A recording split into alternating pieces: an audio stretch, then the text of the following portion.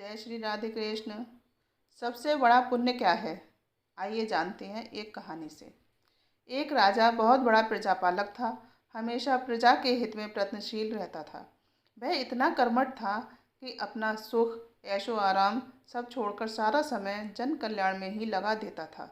यहाँ तक कि जो मोक्ष का साधन है अर्थात भगवत भजन, उसके लिए भी वह समय नहीं निकाल पाता था। एक सुबह राजा वन की तरफ भ्रमण करने के लिए जा रहा था कि उसे एक देव के दर्शन हुए। राजा ने देव को प्रणाम करते हुए उनका अभिनंदन किया और देव के हाथों में एक लंबी चौड़ी पुस्तक देखकर उनसे पूछा, महाराज, आपके हाथ में ये क्या है?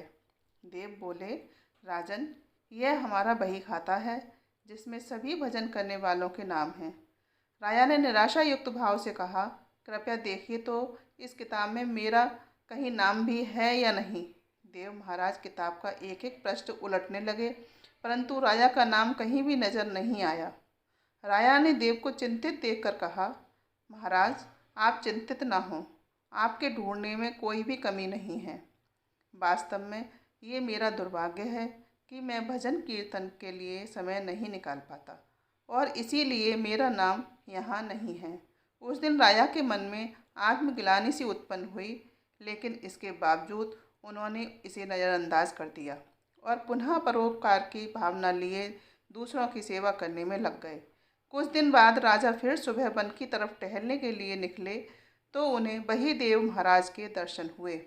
इस बार भी उनके हाथ में एक पुस्तक थी।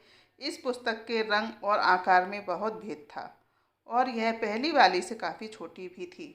राजा ने उन्हें फिर प्रणाम करते हुए पूछा, महाराज, आज कौन सा बही खाता आपने हाथों में लिया हुआ है? देव ने कहा, राजन, आज के बही खाते में उन लोगों का नाम लिखा है जो ईश्वर को सबसे अधिक प्रिय हैं। राजा ने कहा, कितने भाग्यशाली होंगे वे लोग, निश्चित ही वे दिन रात भगवत भजन में लीन रहते होंगे। क्या इस पुस्तक में कोई मेरे राज्य का भी नागरिक है? देव महाराज ने बही खाता खोला और ये क्या, पहले पन्ने पर पहला नाम राजा का ही था।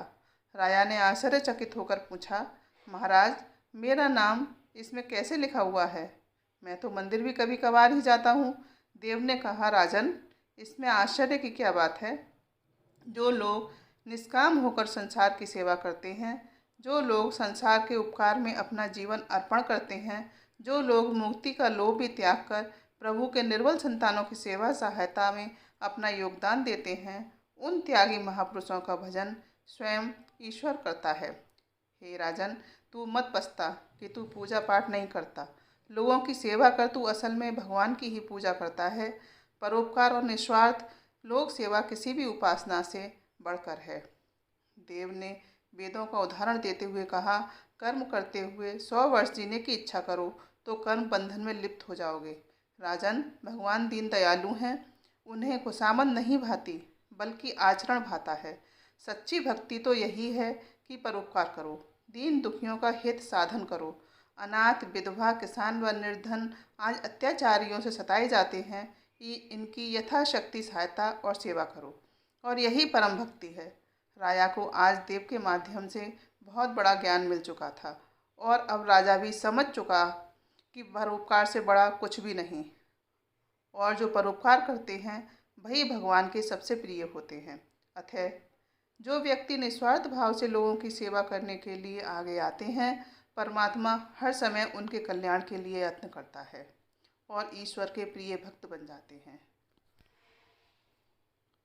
बोलो जय श्री राम।